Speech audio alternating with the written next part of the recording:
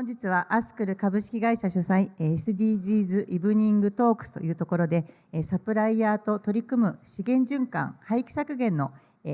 パネルディスカッションに皆さんご参加をいただきまして誠にありがとうございます。私今回ですね、説明と司会務めさせていただきますアスクルのコーポレートコミュニケーションの責任者をしております小和田と申します。よろしくお願いいたします。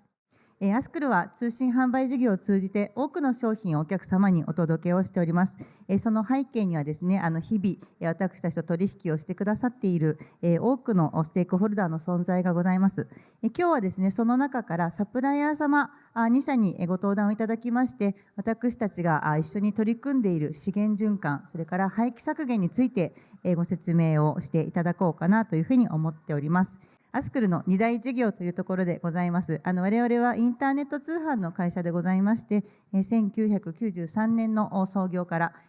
今 B2B 事業所、法人向け、仕事場向けのサービスと、個人向け、一般消費者向けの B2C サービス、こちらを両方主軸に展開をしている会社でございます。たくさんの商品を取り扱っております。こういった商品の広がりを軸にしてお取引をするサプライヤー様の種類も本当に多く増えてまいりました。あとはアスクルで商品をご購入いただくお客様の業種ですね、いろいろな業種の方が買ってくださるようになりました。というのがアスクルの今のこの商品の展開による成長の基軸になっております。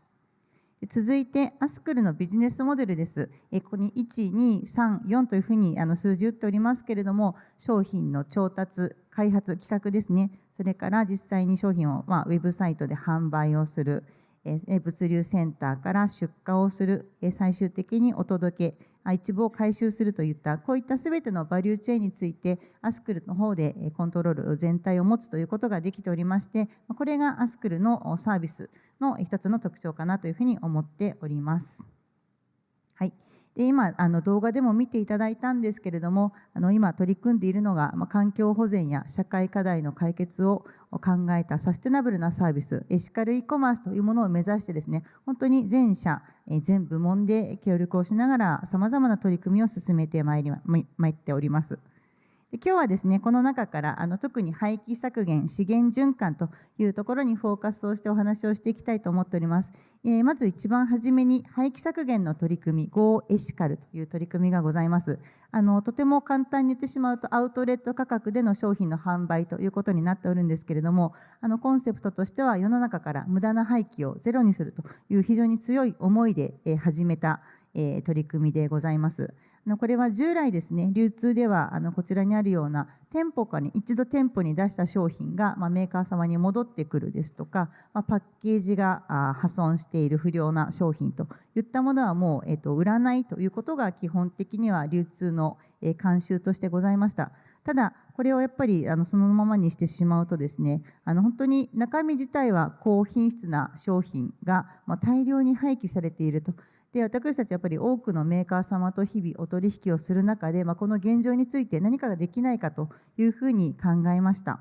そして箱が潰れた商品をじゃあたくさん店頭に並べられますかというと、それは多分できないわけですよね。なぜかというと、どうしてもやっぱブランド価値というものもございますし、何なのこれ大丈夫なのってやっぱりパッと見ただけではわからないわけです。ですが私たちのサービスはインターネット通販ですので、しっかりとウェブサイトでブランド価値を毀損させないこと、中身が安全であること、安心であることで、やはり廃棄をなくしたいという思いをしっかりお伝えするということが私たちにはできますので、これをアウトレット価格でGoエシカルとして販売することにいたしました。スタートは2020年の7月でした。この時はご賛同ご協力いただいたメーカーブランド様1ブランドでした。23年9月には累計廃棄削減数が100万個到達、それから11月にはアスクル B2B サービスの方でも展開を開始いたしました。2025年の1月にはですね、累計の廃棄削減数がなんと200万個にも到達したということで、本当にこれお客様も楽しみにしてくださっているというお声もお聞きしますし、メーカー様の方もやはり廃棄を削減することができるという本当にウィンウィンの取り組みになってきております。スタート時は1ブランドだったですけれども、今はタイトルに大きく書かせていただきました85ブランドの皆様にご賛同いただき、ご参画をいただいております。商品の、外装の破損ですとか返品、戻り品ということだけではなくてですね、今まで諦めていた製造時にどうしても出てしまう端材のようなもの、どうしても捨てるっていうのがもう当たり前になっていたもの、これも商品化をして捨てないということを進めていこうという取り組みに今進化をしてきております。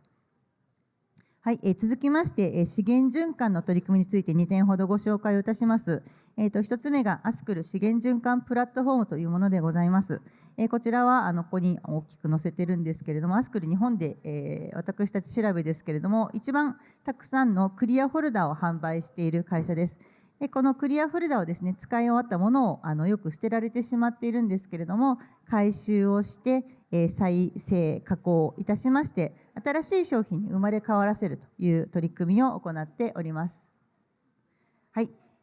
なぜ、こういうことを考えようかというふうに思ったかということなんですけれども、プラスチック製品と申しますのは、この左から右に流れていくようにですね、原材料を、石油由来のものを、採掘をします。で、大量に製品を製造します。我々も大量に販売をします。お客様も大量に安く手に入りますので使用していただきます。そして大量に廃棄をしていくと。これが今までのやっぱり流れだったのかなと思っています。本当に便利な世の中ですけれども、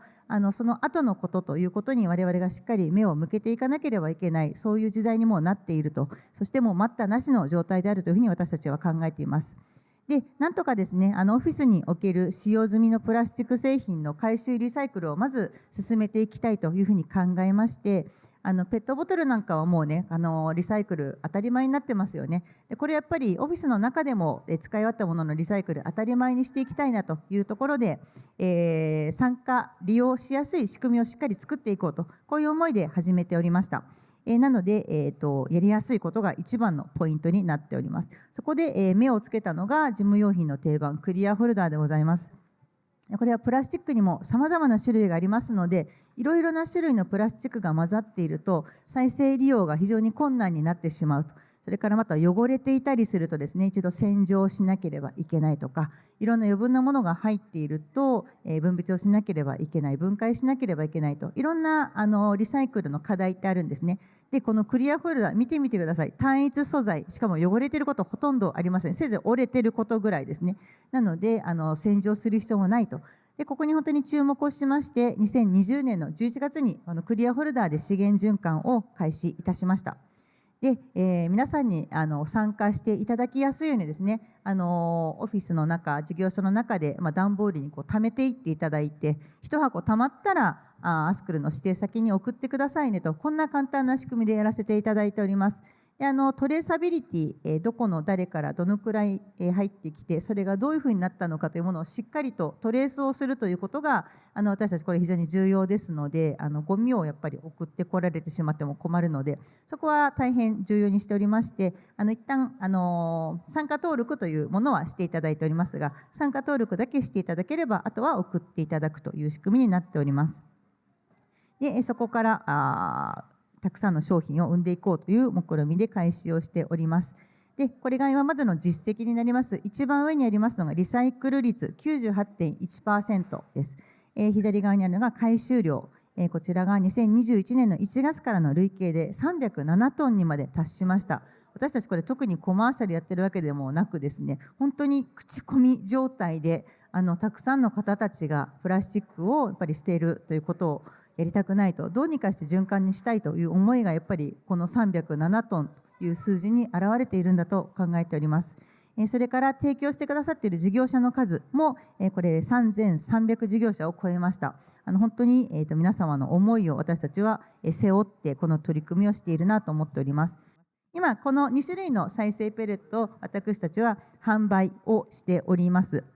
で販売をしているといったのがいろいろなアスクルの製品作ってくださっているメーカー様、それからアスクルで販売する製品以外の、ところにも今販売を開始をしておりまして、本当にたくさんの製品に採用いただいております。これをどんどん広げていきたいなというふうに考えております。続きましてもう一つの資源循環サーキュラーエコノミーについてのお話なんですけれども、対馬アスクルプロジェクトというプロジェクトがございます。私たちが2021年の2月に対馬市と SDGs 連携協定というものを締結しております。問題意識としては、やはりプラスチックの削減に向けた取り組みを今の状態でこんなふうに続けていいんだろうかというところで疑問を持ったというところの商品担当者の問題意識からでした。で対馬市、いろいろ調べていくうちにですね、日本で一番海洋プラスチックが流れ着く島というところで対馬市に行き着きまして、そこからいろいろな調査をしたりですとか、対話をさせていただく中で、アスクルの資源循環の取り組みと対馬市が目指す方向というもの、非常に共通点が多いねということで、理念が一致ということで、一緒に取り組みをしていきましょうということで、連携協定を締結いたしました。今、サーキュラーエコノミーの活性化、それから海洋プラスチックごみの対策推進というところで、お取り組みを進めております。これはどこかでも多分目にしてらっしゃると思うんですけれども、対馬市の海岸ですね、漁業用具のほかに、本当にアスクルで日々大量に販売をしている日用品、それからペットボトル、こういったものが本当に山積をしていますというところです。回収がもう全く追いつかない現状で、もともとこれを発生の防止もしなければいけないですし、これを活用していくことも考えなければいけないというところで、私たち対馬の海洋プラスチックを活用した商品開発も進めております。今日そちらに2点ですね、商品も持ってきておりますけれども、こういった海洋プラをチャレンジして 11%、10% 配合した商品の販売にもこぎつけております。こういったサステナブルな取り組み実現するために非常に重要だと私たち常日頃申し上げているのが、トレードオン、経済価値と社会価値の両立による企業価値を向上させていくこと、それからムーブメント、ステークホルダーの皆様や社会を巻き込むリーダーシップが必要だということ、これが常に社内でも言われていることなんですけれども、これを意識して進めております。でサプライヤーさんの皆様にやっぱりこういった取り組みに共感していただく、それからどんどん参加していただくということを促していく、それから買ってもらうお客様の方にもですね、こういった商品のやっぱり価値を感じていただいて、価格だけで商品選ばないというふうに行動を変えていければなとやっぱり思っておりますので、しっかりとした情報発信が重要だと思っております。資源循環に関しては特別サイトとして、プラットフォームのサイトが2020年の10月にオープンしておりますし、実はつい先月ですね、今月か、サステナブルオウンドメディアエシラボという新しいメディアサイトもオープンいたしました。ここでやっぱりこの取り組みについてのストーリーみたいなものをこれからしっかりと発信をしていきたいというふうに考えております。今後、資源循環ですとか、廃棄の今日削減というテーマでお話をいただいております。その他サステナブル全般でも結構ですので、どんな取り組みをなさっていきたいかですとか、どんな思いを持っていらっしゃるか、ぜひ最後にお聞かせいただけますか。酒井様、じゃあお願いします。世界的な流れを見るとですね、ちょっと正直やっぱり環境に対して少しずつブレーキがかかっているような雰囲気を感じています。欧米諸国でですね、例えば政権が変わってとかですね、あと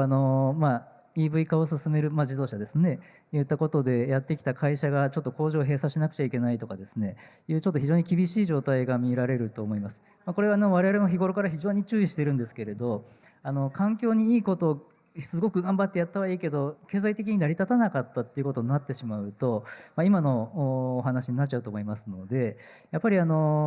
会社として存続できる範囲の中で、最大限のその環境配慮を行っていくっていうこのスタイルがですね、やっぱりどの会社さんも必要なんじゃないかなっていうふうに思っています。ですからそういった中でですね、日本に限って言えばですね、各省庁様ですね、決してその環境対応をもう緩めることはしないっていうことを本当に強く宣言されてますので、我々も絶対にそういったことがないようにですね、この資源循環の取り組みについてとにかくもう今まで通りそれ以上に力を入れてですねやっていきたい、そんな気持ちでおります。私どもはペット用のシャンプーとか、消臭剤とかお掃除関連のものって必ず本体と詰め替えっていう商品があるんですね。なので詰め替えの方を増やしていけば本体のプラスチック削減につながるかなとか、あとはそうですね、製品開発するときに、製品そのものだったり、あとは包装資材とかでバイオマスの、材料を使えるかなみたいなところを意識しながら商品開発これからしていきたいなと思っております。私たちアスクルはサステナビリティの実現には、1社だけではできず、サプライヤーや多くのステークホルダーの皆様のご協力、競争が本当に必要だと思っております。でお客様にもまだまだ、ご理解いただいていかなければいけないところ、あるかなと思っていますし、それをまだ、実現できていないのは私たちの責任であるというふうにも考えております。ただ一社では課題解決できないこともですね、必ず力を少しずつ合わせていけば課題解決できるというふうに信じておりますので、どうぞこれからもよろしくお願いいたします。